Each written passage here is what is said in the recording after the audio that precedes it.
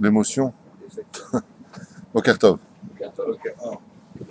Chag Sukkot Be'ezrat Hashem Zecher La'anei Kavod, en le souvenir des nuées de gloire. Alors c'est sûr que cette mahlouquette que nous avons dans la Gemara, à savoir pour la fête de Sukkot, qu'est-ce que nous voulons fêter? Est-ce que c'est la fête des cabanes ou est-ce que c'est la fête B'siyata d'Ishmael des Ananei Kavod? Une question surplombe cette question-là, puisque tout est livré Elohim Chaim, donc les deux raisons sont valables. Il y a le côté physique et le côté métaphysique. Il y a le côté des cabanes que nous fabriquons, et il y a le côté des Ananei Kavod qui représente les bras de la Shekhinah, donc Akadosh Baruch Hu qui vient Be'atzmo Birvodo lui-même nous prendre dans les bras pendant la fête de Sukkot. Mais s'il y a une question qui se pose, et cette question-là demande quand même réflexion.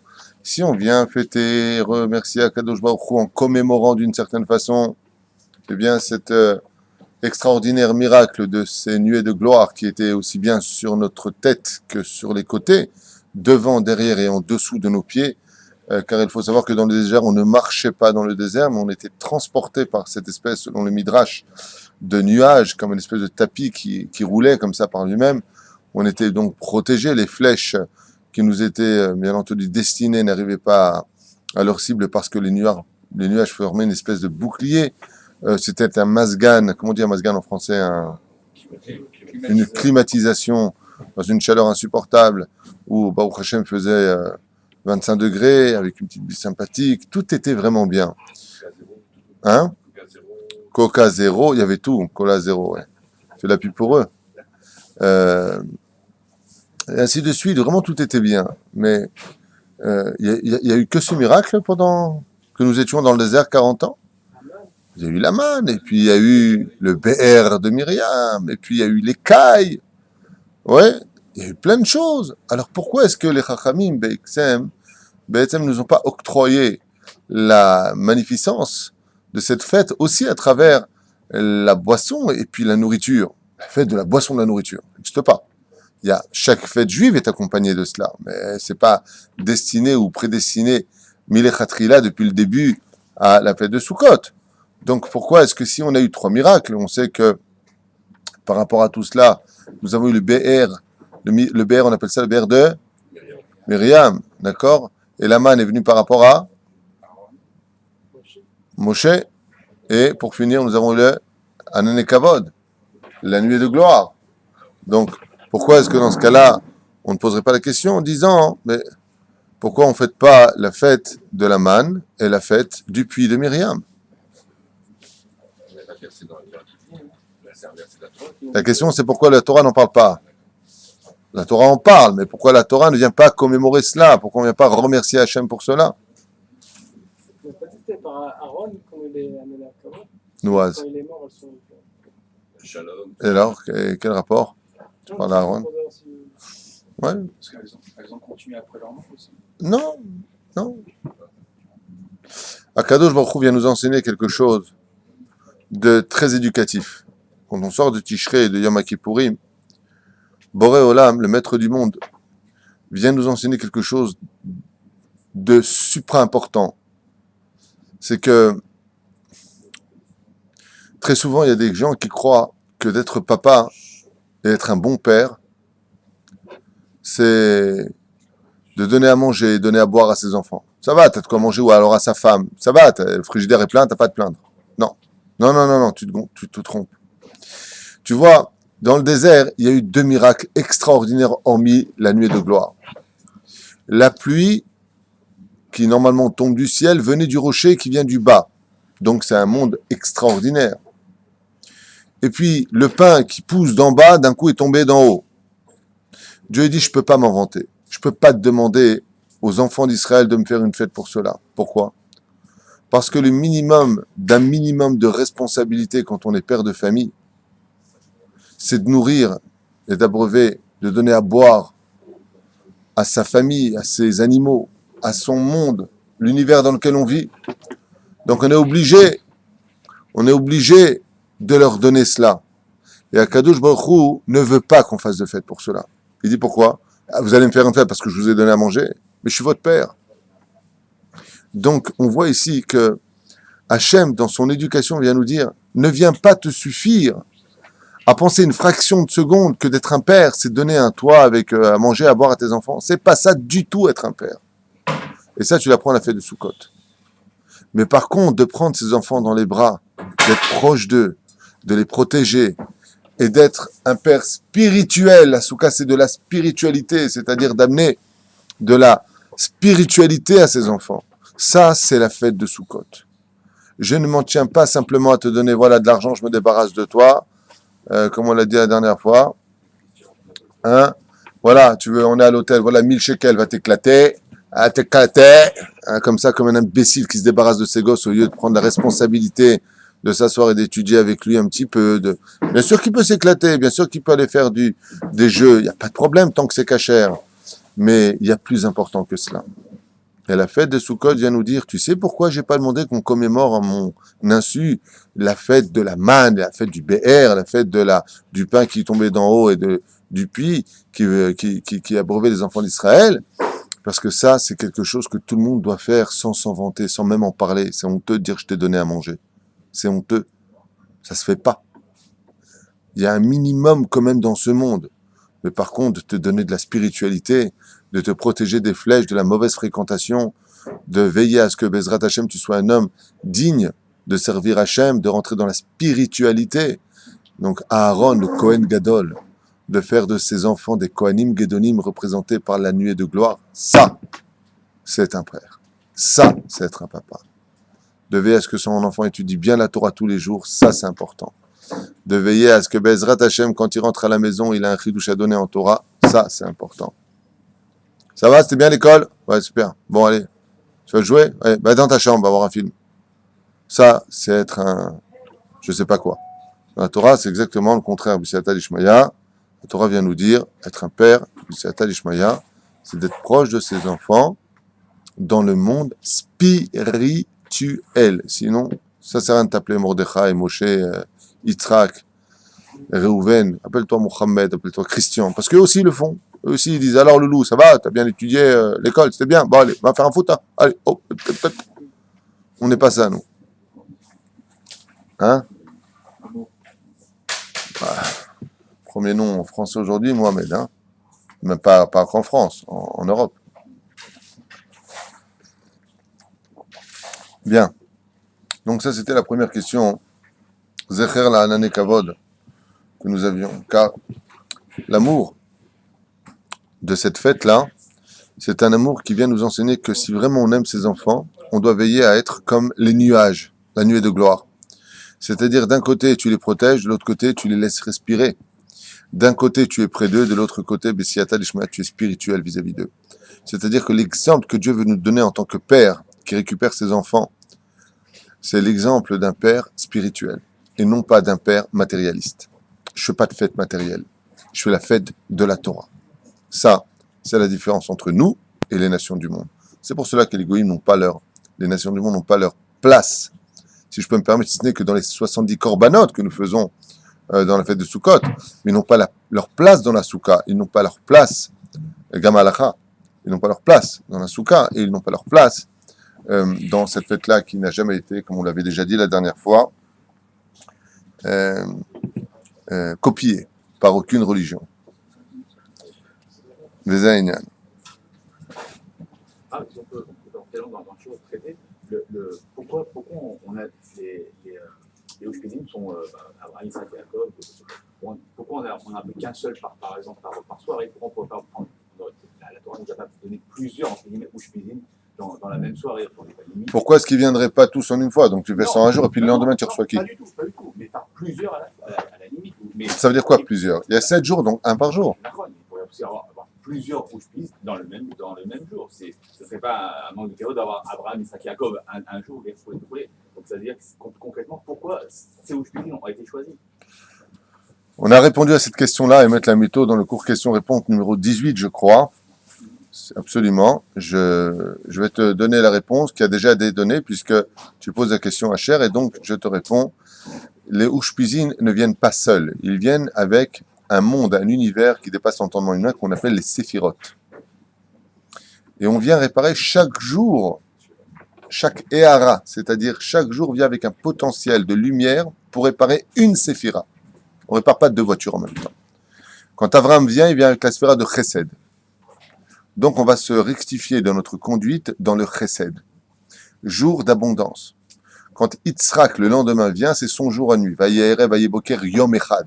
Chaque jour vient réparer quelque chose. On n'a pas le niveau dans notre façon de vivre pour avoir la force de réparer plus d'une chose par jour. C'est pour ça qu'on fait chaque jour une ascension. On avait répondu à cette question. Chaque personnage qui rentre vient avec une réparation. Et c'est pour cela que chez nous, par exemple, nous avons la tradition dans notre soukha, tous les ans, de parler un bon conseil que je donne, pour ceux qui veulent m'écouter, en tout cas c'est ce que je fais moi personnellement, j'ai lancé ça depuis déjà pas mal de temps, et ceux qui me suivent le font. Quand vient le premier soir, je parle de la biographie d'Avraham Avinu. Comment est né Avraham, d'où est-ce qu'il vient, sa réincarnation, qu'est-ce qu'il a fait de sa vie, pourquoi réellement il s'est réveillé à tel âge, pourquoi est-ce qu'il est resté fâché contre Dieu, et pourquoi Dieu s'adresse à lui à 75 ans. Donc d'abord on parle du personnage d'Avraham Avinu. Ensuite on décalque son chesed. Et on va le décalquer parfaitement, parce qu'on voit que le chesed d'Avraham Avinu était quand même assez violent. Il donnait à manger, à boire à tout le monde, mais de l'autre côté, si tu ne faisais pas le Birkat Amazon, tu payais ou 10 000 pièces d'or, ou tu prenais des coups de bâton sur la tête. Donc on voit que le chesed d'Avraham, c'est un chesed qui est empreint justement de « je te forcerai à faire le bien ». Il faut absolument que tu fasses du bien. Donc le chesed n'est pas si chesed comme nous on le comprendrait de prime abord, la bonté d'Avraham Avinu. Quand vient Yitzhak, alors on parle de Yitzhak. Pourquoi Yitzhak est le seul qui n'a pas changé de nom, par exemple? Pourquoi est-ce qu'il n'est jamais sorti du pays d'Israël, contrairement aux autres, qui sont tous sortis? Pourquoi est-ce qu'il n'a épousé qu'une seule femme, contrairement à son père et à son fils?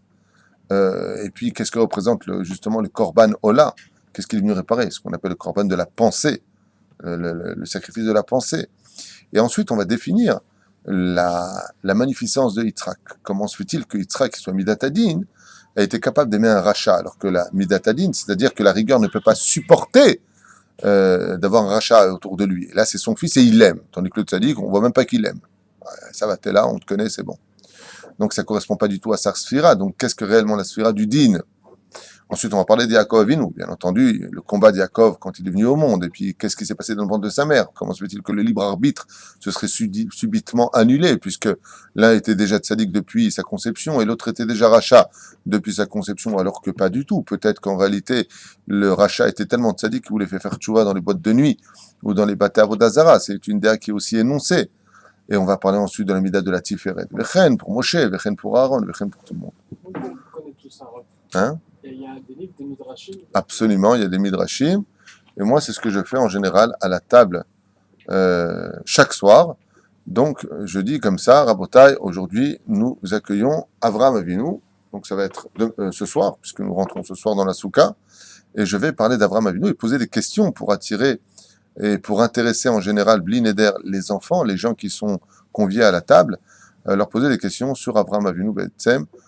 Pourquoi d'ailleurs il a eu ce nom? À quoi correspond exactement ce nom? Cette Gematria, qu'est-ce qu'il est venu nous enseigner particulièrement? Est-ce qu'il aurait pu avoir un autre moyen que de faire naître Abraham, si ce n'est qu'après 20 générations depuis la création du monde, comme le précise la Mishnah, et ainsi de suite. Donc chaque jour, si tu veux, demande de recevoir un personnage. Pour te répondre, échanger de réponse à ta question, quand on reçoit un roi, on n'en reçoit pas deux en même temps, parce qu'on ne sait plus qui respecter. Et comme chacun est roi dans sa sphère, Avraham est le roi de la Sphirata Chesed. Yitzhak est le roi de Sphirata Gevora. Donc on dit on ne met pas une couronne sur deux têtes. Donc c'est encore une des réponses que je voulais te donner, c'est que chaque jour, Bezrat Hashem correspond à cela. Besséder? Tu veux encore une réponse? Ça fait plaisir. On va rentrer dans la profondeur un peu plus alors.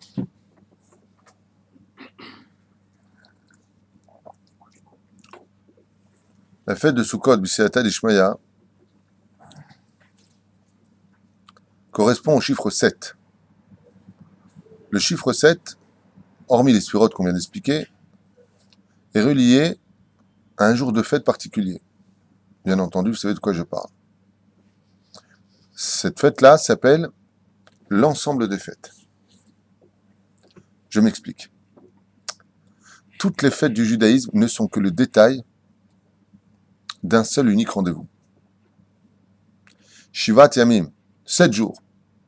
Mais il y a une fête qui s'appelle la fête du 7. Uvayom Hashiveri, Shabbat Vainafash. Basé le Vayom Hashiveri. Le Yom Hashiveri, le 7e jour, c'est le Shabbat qui comprend en elle toutes les fêtes juives. Toutes les fêtes sont inculquées à l'intérieur. Donc, quelle est la fête qui comprend toutes les fêtes? Shabbat Kodesh. Tout ce qu'on pourra te dire sur ça, c'est la plus grande fête. Bon. Tout est vrai. Shmat Klami. Shabbat, c'est la fête de toutes les fêtes, de toutes les fêtes, de toutes les fêtes. Il n'y a pas plus que Shabbat dans l'histoire. Puisque tu vois que pour arriver à Shabbat, il faut quand même 7 jours de Sukkot. Et vous savez pourquoi il faut 7 jours de Sukkot? Parce qu'on ne peut pas trouver une fête sans Shabbat dedans. On a une Brit Mila, si Dieu veut, Shabbat, c'est le long. Ezrat Hashem, Mazel Tov. Oui. Pourquoi 8 jours? Les sages nous disent parce qu'il faut qu'il y ait la Gdusha du Shabbat qui vienne imprégner l'enfant de cette Neshama Yetera, de cette Neshama supplémentaire qui lui donnera la force de résister à la Brit Mila. Pourquoi 7 jours de Sukkot? Parce qu'il faut qu'il y ait absolument Shabbat qui vienne couronner, embrasser, comprendre dans sa magnificence Hayem Ekom Kevodo Lea Haritzo, c'est-à-dire la Neshama de Chaya. Tu veux dire la vie. Les fêtes juives ne peuvent exister qu'à travers la vie. C'est pour cela que la fête de Shabbat, elle est fréquente. Elle est hebdomadaire. Tous les 7 jours. Ou Vayom Eshivei, le 7e jour, Shabbat Vainafash. Maintenant, quand tu viens décortiquer un petit peu à l'intérieur, mais qu'est-ce qu'il y a à l'intérieur du Shabbat? Tu ouvres le livre du Shabbat, tu as dedans toute l'histoire juive. Tout est inclus à l'intérieur de ce Shabbat Kodesh. Et là-bas, tu vas y découvrir les 7 jours de Sukkot. Tu vas y découvrir les 7 jours de Pessah. Tu vas y découvrir la fête de Shavuot. Tu vas y découvrir la fête de Hanouka et de Purim, de Toubishvat. Toutes les fêtes juives sont incluses dedans. À tel point que, comme je vous l'avais déjà dit, à propos de Shabbat, tout celui qui est Shamer Shabbat Kilchata, même s'il n'a rien fait de la semaine, on lui pardonne tout. Alors, quel rapport avec la fête de Sukkot? La fête de Sukkot, c'est une fête particulière, car elle est reliée particulièrement à cette notion, je n'aime pas ce mot-là, mais c'est bon que j'ai employé pour qu'on se comprenne, religion juive. En réalité, notre mode de vie, notre vie, même pas un mode, c'est notre vie. Parce que la Teudat Zehut, c'est-à-dire la carte d'identité de chaque juif, c'est le Shabbat. Ça veut dire que quand un homme partira de ce monde à 120 ans dans les meilleures conditions du monde, Amen, comme vous dites, l'ange qui vient le chercher lui demande sa pièce d'identité. Qu'est-ce qui se passerait en Russie, par exemple, si on demandait la pièce d'identité à un homme, ou le FBI aux États-Unis? En Europe, c'est foutu. Mais il demande la pièce d'identité. Ouais. Et que cette pièce d'identité n'existe pas. Qu'est-ce qu'on fait de ce bonhomme? Tu viens de donner la réponse. On l'emmène immédiatement au commissariat de police, on lui pose quelques questions, on le met en quarantaine 48 heures, 72 heures, premier avion, direction, d'où tu viens, tu dégages. On ne te garde pas. C'est exactement ce qui se passe avec le FBI des anges spirituels de Dieu. Quand une personne décède, c'est pas t'es né juif d'une mère juive, t'es juif. Ça, c'est vrai. C'est la halacha, c'est le Shulchan Aruch. Mais tu peux perdre cette identité si tu te comportes comme un goy. C'est pour ça que le Shulchan Aruch nous dit, si lui qui est Mechalel Shabbat, qui est Befaresia, tu transgresses le Shabbat par exemple prenant ta voiture, tu es indigne de goy gamour. Donc, tu peux avoir ta carte d'identité, mais tu peux la perdre aussi, cette carte d'identité, comme ça pourrait se passer pour nous dans la vie, on peut perdre sa carte d'identité. Donc, il va falloir la renouveler. Cette carte d'identité se renouvelle dans un ministère qu'on appelle le ministère de l'Intérieur. Si vous arrivez, Misrad Apnim. Vous êtes où, dans quel monde? Misrad Apnim. Tu vas au Misrad Apnim, Shalom, j'ai pas ma Teudat Zehut, je voudrais la refaire, non? Tu vas au ministère de l'Intérieur. En France, au commissariat central, je sais pas où vous allez, peu importe. Francia. Il faut changer le nom. Francia. Là-bas, on va là-bas pour le faire. Donc on peut renouveler. Quand tu sors de Yom Kippourim, tu rentres dans la Souka. Le Zohar Kadosh nous dit que Soukot, c'est le commissariat de police en France, si tu préfères, ou alors le ministère de l'Intérieur. D'où le verset. Kol Ezrach be'Israël tishvu shivat yamim. Mais c'est Kol Ezrach. C'est la première fois de l'histoire juive qu'on lit le mot Ezrach. Comment on dit en hébreu, quelle est ta nationalité? Bravo. L'ulpan a servi à quelque chose. La Ezrahut. Ezrach veut dire en hébreu la nationalité. Donc, qu'est-ce que c'est? Kol Ezrach be Israël. Tout celui qui veut récupérer sa Teudat Zéhout, il vient la récupérer au ministère de l'Intérieur. C'est la fête de Sukkot. Quand tu ouvres le Shabbat, qui est le Shvi'i, c'est-à-dire lui-même, et que tu as gardé ta carte d'identité, alors, Be'ezrat Hashem, Inematov Umanaim, tu as cette carte d'identité, mais quand est-ce qu'elle se renouvelle, cette carte d'identité? Quand est-ce qu'elle est remise à jour complètement? C'est dans la fête de Sukkot. C'est pour cela que seul celui qui est juif peut rentrer dans la Soukha. Parce que tu viens chercher ta Ezrachut, Teudat Zeut Yehudit, Ata Yehudi. Kol Ezrach Be-Israël, chez lui, il pourra rentrer. Alors regardez ce que nous dit maintenant Be'ezrat Hashem, le texte des sages. Installez-vous là-bas, comme c'est marqué dans Vaïkra. Il y a déjà marqué Tishvu, Yeshvu, Tishvu. Pourquoi on nous demande de nous asseoir? Donc c'était pour répondre à un autre niveau à ta question, pour comprendre qu'en réalité, il y a l'extériorité qui est la Chokhmah, ce qui fait qu'avec Shabbat, il n'y a pas de Chokhmah. Il n'y a pas de je m'arrange avec Shabbat. Tu dois être Shomer Shabbat. Quand tu rentres à l'intérieur, c'est la Bina. La Bina, on peut s'arranger. Tout celui qui mitztaher dans la Soukha, tout celui qui, pour qui c'est difficile de rester, il fait trop chaud par exemple, ou il fait trop froid, ou il y a trop de moustiques, ou il y a sa belle-mère, je sais pas, un truc qui vraiment va le déranger, peu importe. Ouais, les pauvres belles-mères. Eh bien, à partir de ce moment-là, s'il est mitztaher, il est patour. Patour mina soukha. Ça veut dire que tu peux sortir de la soukha. Parce que la soukha, elle appartient, si tu veux, à cette notion de transition, d'intériorité, de bina. Shabbat, c'est la chokhmah. Même si on sait que dans la sphirot, c'est la malchut. C'est pas de ça que je parle au niveau de l'emplacement. Il n'y a pas de chokhmah avec Shabbat. Tu dois être shomer Shabbat, c'est vital pour toi. La preuve en est. C'est tellement vital que si un juif est malade au point de le transporter à l'hôpital, on doit prendre sa voiture et vite l'emmener à l'hôpital pendant Shabbat Kodesh. Donc on voit que la vie du juif est plus importante que celle du Shabbat, mais tant qu'il est juif. Ah ben, s'il ne se comporte pas comme cela, les filles à halakha, c'est peut-être pas ce qu'on fera, parce qu'on va dire, il a fait tchouva. Mais si on sait que la personne est mechalel Shabbat, c'est baya. Mimélé, il s'en fout de ce Shabbat. Il s'en fiche. Pas, bon, rien à faire, moi, le Shabbat. Le mec, il te dit, il est en train de mourir, je ne ferai pas de tchouva, je ne serai jamais shomer Shabbat. Baya. Baya. Il y a des gens qui le disent ouvertement.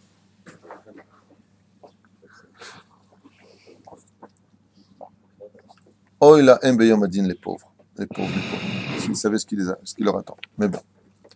Kol האזרח בישראל ישבו בסוכות. מה זה כל אזרח ישבו? נראה לומר בסייעתא שמיא כי אילו היה כותב רק בסוכות תשבו. Alors ici, il pose la question, il dit, מה זה ישבו תשבו? ישבו תשבו, c'est la même chose. Il y a aussi autre chose de très important, si je peux me permettre le mot. Mais depuis quand on te demande de quoi faire de ta fête? Quand tu rentres Shabbat, on ne te dit pas quoi faire de ta fête. C'est Shabbat, c'est tout. Tu dois être shomer Shabbat. Mais maintenant, le mec, il veut sauter sur le lit, il fait ce qu'il veut. Tant qu'il ne fait pas de issour. Je ne fais pas l'interdit, je fais ce que je veux. Il y a marqué que la seule fête où on vient nous dire quoi faire, mais vraiment, hein, on n'a pas marqué, par exemple, Purim, c'est sûr qu'on doit être assis puisqu'on doit faire le michté. Il n'y a pas marqué, tu t'assieras, tu feras ton michté. On a une fête d'Eoraïta dans le Sefer Torah où Dieu nous demande quelle position prendre dans la fête. Tu dois t'asseoir. La Kavana Tishvu Ba'olam Haba. Car la fête de Sukkot est reliée au Léviathan. C'est un très long sujet, Alpi Kabbalah, d'une importance vitale à apprendre. Pour vraiment vivre Sukkot, il faut connaître l'histoire de la peau du Léviathan. Pourquoi est-ce qu'elle est reliée à cette tenture? Alors que s'il y a vraiment une chose qui n'est pas cachère, c'est d'Afka une peau d'animal. La Mishnah est formelle sur ça, et d'Afka dans le monde futur, c'est la peau du Léviathan qui sera notre Soukha. D'accord? Parce que pour s'asseoir dans le monde futur, il faut être capable de s'asseoir dans la Soukha. Car dans le monde futur, Zéonigmar, on est dans un stade de Omed velo mitkadem. Vas-y, Omed, comme Yoshev. Quand tu dis à une personne, tu es sûr qu'elle est solide, comment on dit en hébreu? Une personne qui est vraiment bien à sa place. Une personne qui est bien assise. Ou Yoshev Tov, Altidag. Vas-y, ou Yoshev Tov, ou Lo Yazouz. Voilà ce que ça veut dire. Celui qui va dans la soukha, c'est quelqu'un qui vient s'installer déjà dans le monde futur. Donc, il a déjà pris cette Oudat Zéhout. Donc, en s'asseyant dans la soukha, il a eu affaire aux anges qui le recevront devant les portes du monde futur. Comme il est venu dans la souka pendant 7 jours, ils le reconnaîtront quand il reviendra. Donc, ah oui, c'est un Ezra. Il a l'élève El Favdalim, c'est comme l'histoire de. Excusez-moi pour l'exemple employé qui est très péjoratif. Mais c'est un peu comme les boîtes de nuit. Tu rentres au début, tu payes. Après, on te met un tampon. Après, tu ressors. Et quand tu rentres, tu remonterais ton tampon. C'est exactement ça, la fête du Sukkot. Tu viens à l'intérieur, on te met un tampon. Quand tu pars de ce monde, tu arrives devant les anges. Qui dit Sukkot. Ah, Tijvou, mais Sukkot. Yejvou, Tijvou. Tu t'es assis, tu t'assieras. Il faut être fou pour quitter la souka. Maintenant que vous avez entendu ça, il faut être fou pour quitter la souka. Il y a un chassid en Russie. Et il était dans la souka et d'un coup, il commençait à pleuvoir, mais c'est terrible. Terrible. Décor terrible. Et son shtreimel et tous ses habits sont devenus chnana comme ça, tout tombé un petit peu sur lui. Et il y a d'autres chassidim qui sont passés et ils lui ont dit Kol mister besouke. Tout celui qui souffre dans la souka, on est quitte. D'accord? Et ça s'appelle un chassid choté. Ça s'appelle un chassid idiot. Alors il leur a répondu Ani samer liot chassid choté. Il vivait tellement la souka qu'avec toute la pluie qu'il a pris sur la tête, il dit mais tu te rends compte, si tu restes dans la souka alors que tu es mitzvah, tu es appelé un imbécile. Ouais, laisse-moi être un imbécile. Un imbécile. C'est comme quelqu'un un jour qui a dit à une autre personne, alors qu'il avait étudié la Torah toute la journée, il est parti étudier la Torah la nuit. Il lui a dit, tu es fanatique ou quoi? Il lui a dit, je t'abbarre chez moi, quel compliment tu viens de me faire. Tu te rends compte, je suis fanatique de Dieu. Comme elle est belle. Bien sûr, s'il est fanatique de Dieu à travers sa femme, ses enfants, ses obligations, de la Ketouba, hein. Pas un fanatique de Dieu sans tout ça. Ça s'appelle tout ce que tu veux sauf un fanatique, ça s'appelle un débile. Dieu a répondu pour cela, Ta'azov oti.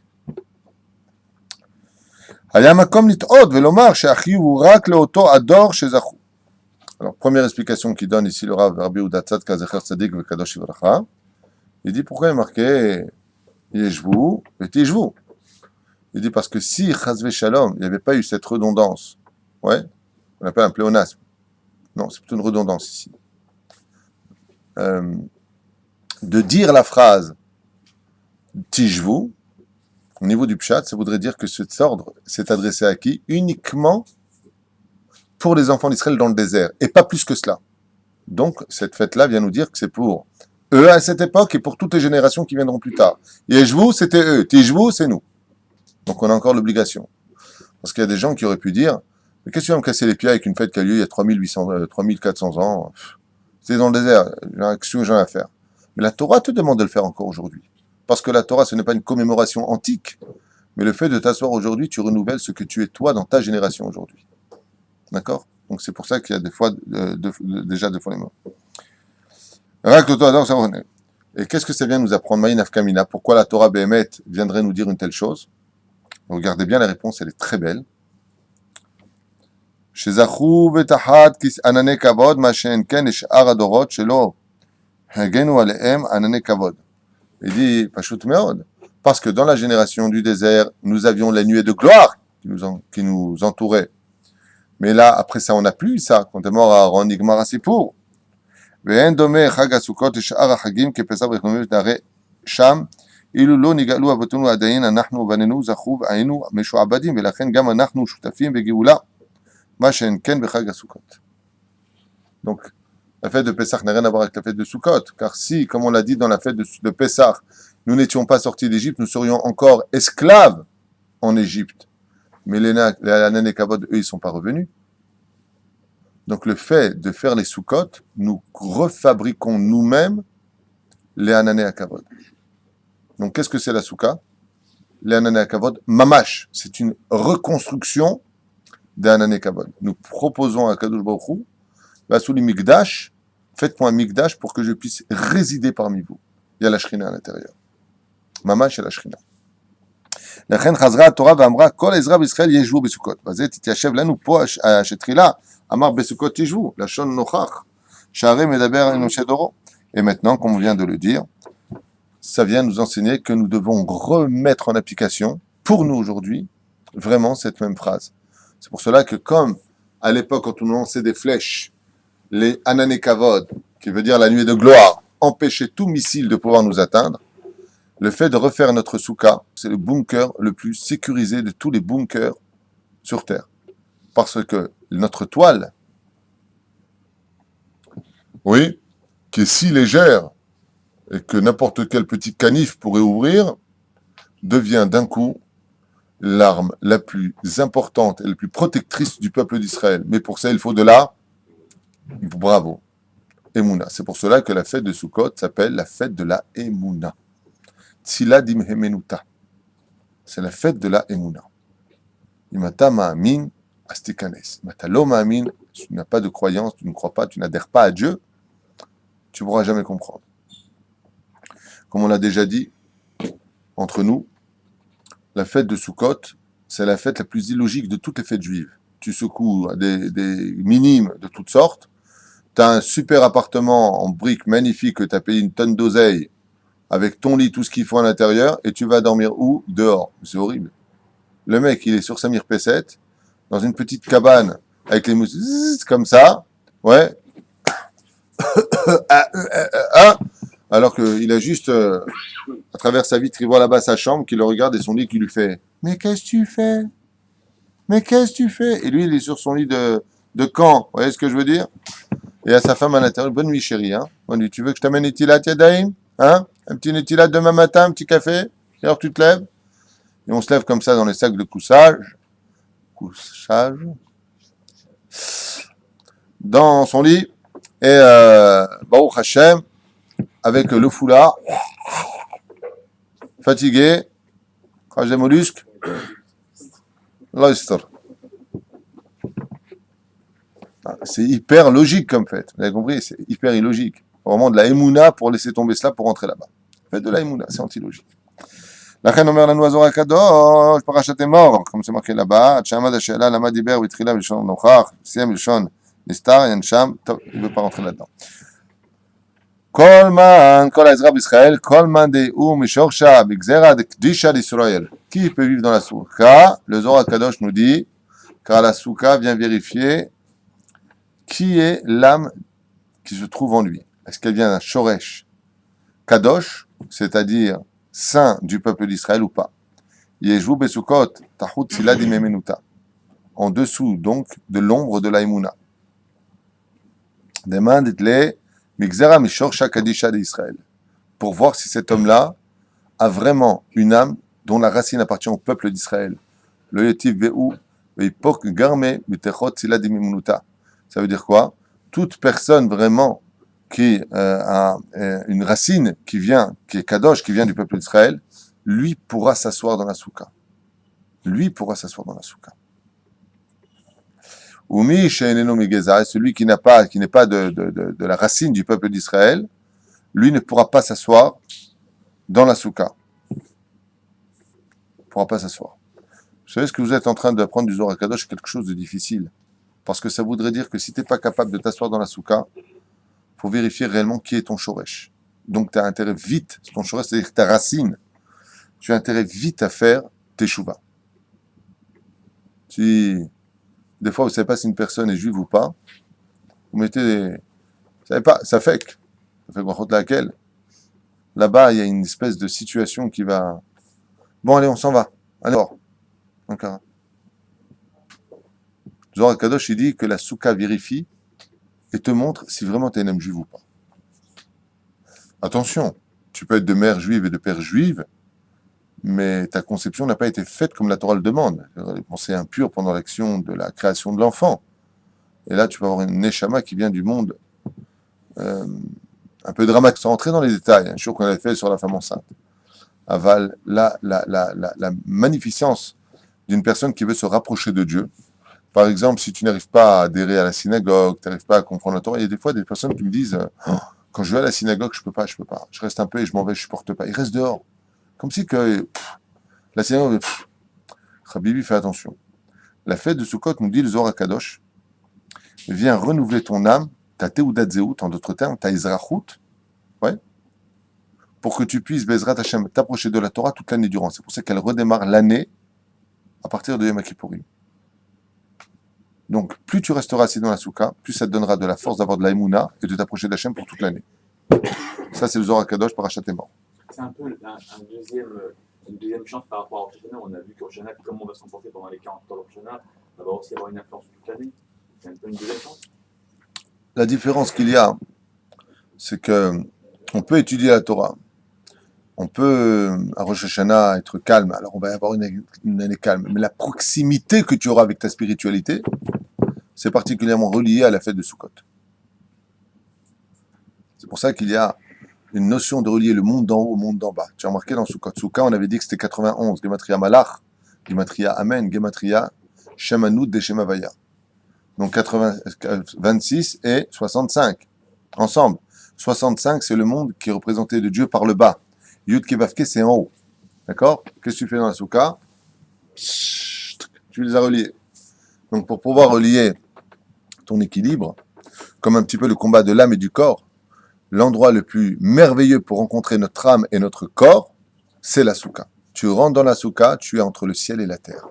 Tu n'es pas réellement sur terre et tu n'es pas réellement dans les cieux. Tu es dans un monde confiné et exprimé, je dirais, d'une certaine façon avec la soukha elle-même, qui n'est pas tellement matérialiste et qui est un peu spirituelle. Elle est entre les deux, la soukha.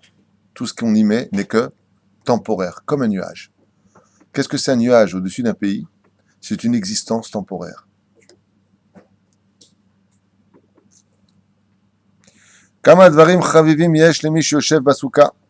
Combien de choses sont merveilleuses autour d'un homme qui s'assoit dans la soukha? Les filles pshuto shalazoar. C'est vraiment, je dis des choses et vous réagissez pas, alors je vais peut-être réagir pour vous, si je peux me permettre. Je vous lance des trucs, des guématriotes et tout ça, mais vous réagissez pas. Souka Gematria Malach. Ouais. Moi, si j'avais entendu ça de mon rêve, j'aurais dit non, stop, Gematria chaussures aussi pendant qu'on est. Nous, on dit 2 jours après, dès qu'on a revu le tuyau. Ah, c'est 2 jours plus tard, quand vous revoyez le shiur, vous notez ces questions. Alors pose-la maintenant avant les fêtes. Quand tu diras ce soir à ta famille, vous savez que Souka Gematria Malach, 91. Mais pourquoi? Parce que les malachim, eux, ne peuvent avoir dans leur vie qu'une seule mission dans leur vie. C'est-à-dire que dans leur vie, pas que dans leur vie. Mais un malach ne peut accomplir qu'une seule mission. Ouais. Et Maïnaf Kamina. Quelle différence? Quand tu rentres dans la soukha, tu ne peux avoir qu'une seule mission. Je rentre, je m'assois, je fais rien. Dans toutes les fêtes juives, si tu fais rien, c'est comme si que tu dors, tu n'as rien fait. Ça s'appelle, par exemple, je rentre en Beth Midrash, je n'ai pas étudié. La Gemara nous dit, dans ma Masechet Avot, Yatsa Sraro Be'efsedo. Le salaire d'être rentré que tu devais avoir, tu l'as perdu. Tu es rentré, tu fais rien, et tu dis. Oui ou non? Souka Gematria Malach. Un ange ne peut avoir qu'une mission. Donc, je rentre, c'est déjà une mission. Je fais rien, tu chèves. Tu as fait la mitzvah. Non, ça n'existe pas pour les autres. Tu prends le loulav, tu ne veux pas mener à auto, tu fais rien. Là, dans les mains, tu fais comme ça. Tu es assis, tu fais rien. Donc, je l'ai pris, ça va? Non, c'est pas valable. T'as déjà vu un mec qui prend ses. T'as mis le film, ouais, j'ai ma sacoche dans les mains. Non, t'as mis le film, j'ai ma sacoche dans les mains, c'est pareil. Il y a une fête, une seule fête. Le bitoul Torah de Shabbat, il est plus grave que d'allumer du feu pendant Shabbat. Aval de ne rien faire dans une soukha, bitoul zman basouka, c'est la mitzvah. La reine, soukha gematria malach. Ça, les choses, ta chélote, lama, ça, sinon c'est trop facile. Tu dis des choses comme ça, malach, ah super, t'as vu. Les chiyot et ta mitzvot. Un ange ne peut avoir qu'une seule mission. La seule mitzvah où on a une mission, mais une fois que tu as fini ta mission, un ange, Gabriel par exemple, quand il est parti pour voir Abraham, donc parti après sauver Lot, ouais. Donc il a eu plusieurs missions, mais il a fini la mission, il peut prendre une autre mission. Première mission, tu es rentré dedans, Gematria Malach. Tu peux devenir Malachim, tu peux devenir des anges à l'intérieur. C'est juste pour faire comprendre que de ne rien faire dans la soukha, c'est déjà tout faire. Rien que tu es là-bas. Tu tiens compagnie au roi des rois. C'est comme difficile. Un jour, pour imaginer un petit peu tout cela, un roi qui voulait voir sur qui pouvait compter parmi ses ministres s'est déguisé en mendiant. Et puis, il a voulu voir qui vraiment avait bon cœur, qui était fidèle, qui était quelqu'un d'intelligent, qui était quelqu'un de social. Et il s'est assis comme ça sur un banc. Et puis, voilà, il s'est assis sur un banc. Et puis, il a posé une question à un de ses ministres qui passait, mais déguisé. Et il lui a dit, excusez-moi, je peux vous parler un instant? Parce que je vous vois en train de marcher à rien faire, là. Donc, vous n'avez pas l'air pressé. Vous pouvez m'accorder quelques instants? Il a dit, je vous écoute. Il lui a dit, voilà, je voudrais comprendre, le royaume, comment exactement est-ce qu'il marche chez le roi? Euh, Bah écoutez, comme vous pouvez le constater, tout marche bien. Bon, excusez-moi, je suis un peu pressé, au revoir, monsieur. Dis-moi déjà merci que, en tant que ministre, je me sois assis près de toi. Alors le roi, il a constaté que ce ministre-là, il était bien. Il a au moins répondu. Il y en a d'autres, Bichlal. Excusez-moi. Ouf, quand je parle avec un clochard, ça va pas, non? Et puis il y en a un. Excusez-moi. Oui, bien sûr, monsieur. Vous êtes bien ministre? Oui, bien sûr. Mhm. Voulez vous asseoir un instant? Vous pouvez m'accorder 7 minutes? Il lui a dit avec plaisir. Il s'est assis près de lui. Il a commencé à poser des questions. Oui, mais votre roi, il profite quand même de tout ça. Non, pas du tout. Nous avons un roi merveilleux. Un homme qui a la main sur le cœur. Et il choisit ses amis sur la pointe, mamache de chaque détail. Par exemple, vous êtes sans maison. Vous savez qu'il existe des centres. Il commence à lui parler. Il s'intéresse à lui. Le roi est tellement en train de kiffer qu'il sait que ça fait plus de 7 minutes que tu es avec moi. Tu veux peut-être partir? Non, si vous avez d'autres questions, je suis là pour vous. Vous savez, être ministre, ce n'est pas qu'un titre, c'est une responsabilité. À ce moment-là, il a enlevé ses habits de haillon et il lui a montré qu'il était le roi. Il a enlevé son maquillage. Et quand il a vu comme ça, le ministre, il dit, mais je ne savais pas que c'était vous. Il lui a dit, t'as pas compris. Moi, je comptais nommer le Premier ministre. Je ne savais pas lequel prendre de tous mes ministres. Maintenant que je t'ai connu, je les ai tous faits, c'est toi que je prends. C'est ça, la Ezrachou d'Israël. Le roi qui s'habille avec des haillons, c'est la souka. Tu as Kadosh Baruch Hu, le maître du... le maître des maîtres. Il rentre dans la souka, comme un espèce d'Efelfave, un petit clochard, un homme, un petit vagabond comme ça, temporaire. Et puis il y a les ministres. Chaque juif est un ministre sur terre. Qui va être le premier ministre? Tu peux m'accorder un peu de temps dans la souka? Alors au début, vous allez voir, c'est comme l'accueil. La vie est comme l'accueil. Quand tu reçois quelqu'un le premier jour, vous avez remarqué, il y a 17 salades, poissons, viande, toutes les boissons y sont. Le deuxième jour, le poisson s'est noyé, il n'y a plus de poisson, directement de la viande. Le troisième jour, c'est ce qu'on mange, tu manges. Le quatrième jour, c'est Kellogg's Cornflakes. Ouais. Le cinquième jour, c'est, au fait, tu pars quand? Il y avait un Maharetz, un homme pas très pieux, mais qui avait un respect pour les sages hors du commun. Et un grand rave qui est comme ça, on disait de lui un grand rave qui est venu comme ça, et il a supplié d'être de l'inviter à la maison. Il lui a demandé tellement de tout son cœur que le rave, il a dit, je veux aller chez toi, pas chez les autres. Tu m'as l'air sincère. Et cet homme-là, qui était ni pauvre ni riche, lui a servi de très bons mets le premier jour. Le deuxième jour, il lui a rajouté des mets. Le quatrième et cinquième jour, il lui a fait une table comme le rave n'avait jamais vu de sa vie. Il lui a dit, tu es différent des autres. Il lui a dit, pourquoi? Il lui a dit, chez tout le monde, quand on va le premier jour, deuxième, troisième, ça va toujours du haut vers le bas. Chez toi, c'est parti de moyen, un bon repas, à très haut.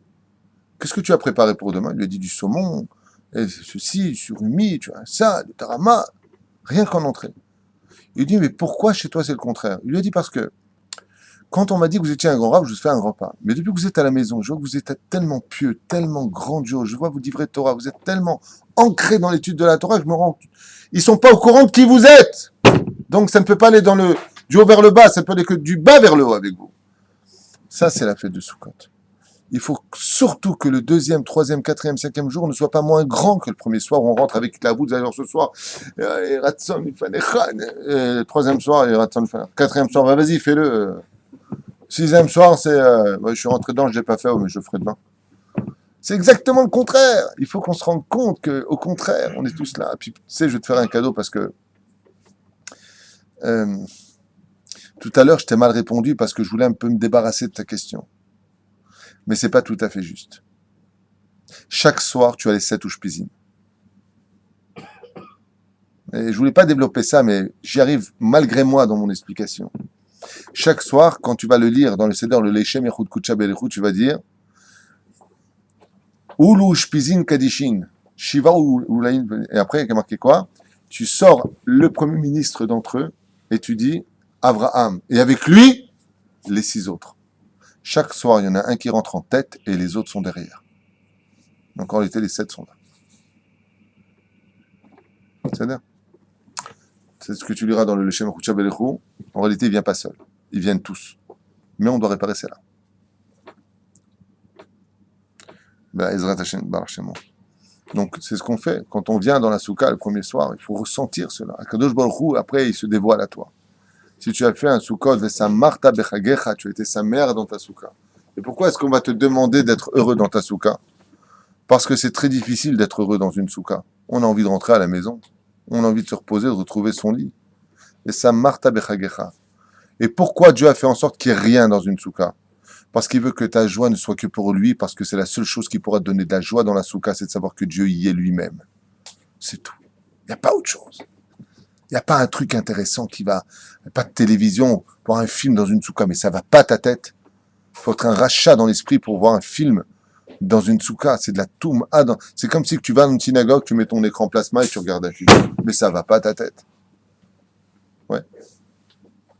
Mais t'es malade. La reine, il dit à Kadosh, il n'y aura rien dans la soukha sauf une chose. Et là, est-ce que tu peux être sa mère, d'être avec moi? Enfin bon, Dieu, je sais que si je veux au monde futur, je vais kiffer ma race, mais là, j'ai rien. Parce que ici, à Kadosh Baruch Hu, il s'est enveloppé d'un habit de haillon, entre guillemets, si je peux me permettre l'expression en exemple, d'une petite cabane sur les épaules. Mais si Be'ezrat Hashem, tu es patient, alors tu verras que quand il vient, oh, roi, je vous avais pas reconnu. Parce qu'on ne reconnaît pas Hashem. C'est pour ça qu'on est aveuglé. On est aveuglé par quoi? Par les nuages. Cette toile qui nous entoure nous aveugle de la spiritualité qu'il y a autour. Mais si on avait les yeux pour voir, si on était des gens kadosh, on y décernerait Hachem juste au-dessus, en train de nous bénir et de danser, avec les anges pour nous, pour les enfants d'Israël.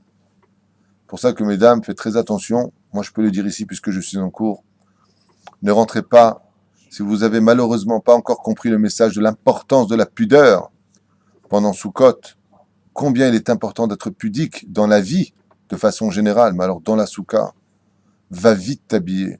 C'est pas un endroit où on rentre avec les bras à l'air, c'est pas un endroit où on rentre avec des jupes courtes. Malheureusement, si chas v'shalom dans la vie, tu crois que tu as besoin de te montrer pour plaire, j'espère qu'un jour tu évolueras, sans juger quiconque. Ouais.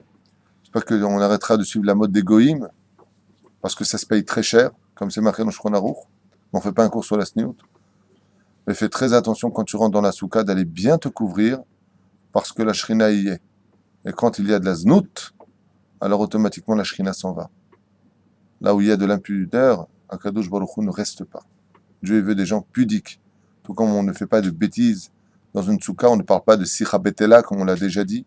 On ne dit pas des choses futiles dans une soukha. Aval de l'autre côté, il faut être intéressant, intelligent, souriant, plaisant. Tu as le droit de faire des blagues, si tu en as une d'ailleurs, tu m'en donnes, mais une bonne. Des choses de sympa, tu vois.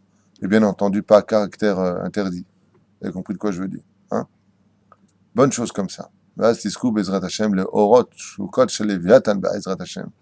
Ufros anu sukat shel Omecha. On besoin de misayem parce qu'il est déjà 9h avec une phrase importante. Qu'est-ce qu'amène la soukha? Le shalom. Ufros anu sukat shel Omecha. La soukha amène le shalom. Quand tu rentres dans ta soukha, tu dois tout oublier. À l'extérieur, tes soucis, le travail, tu es dans la soukha avec Hachem. Parce que quand tu sortiras et que le 7e jour, si tu as vraiment fait ce qu'il fallait dans la soukha, de vivre cette soukha et que tu enlèves, le jour où on va te dire maintenant je suis avec toi toute l'année, alors je vais vous dire quelque chose qui n'a peut-être pas encore été enseigné jusqu'à ce jour. Mais il faut savoir que on est passé à l'état de Rosh Hashanah, de serviteur de Dieu. Quand on arrive dans Yom Kippourim, il faut arriver à l'état de fils de Dieu. Quand on arrive dans la soukha, on arrive à ami de Dieu. Yedid. On arrive à l'état de Yad Beyad. Mazé Yad Beyad, Yedid, ami. Alors on devient l'ami de Dieu. Donc quand on a fait nos 7 jours dans la soukha, on a le shalom pour toute l'année, Be'ezrat Hashem. C'est ce que je vous souhaite à tous. Un bon shalom, une bonne Teudat Zehut, et n'oubliez pas un détail. Cette fête-là, c'est le ministère de l'Intérieur. C'est là-bas on va renouveler notre Ezrachut. Miou Yehudi, Asouka Tagid. Qui est juif, la soukha le dira. Kol Tov.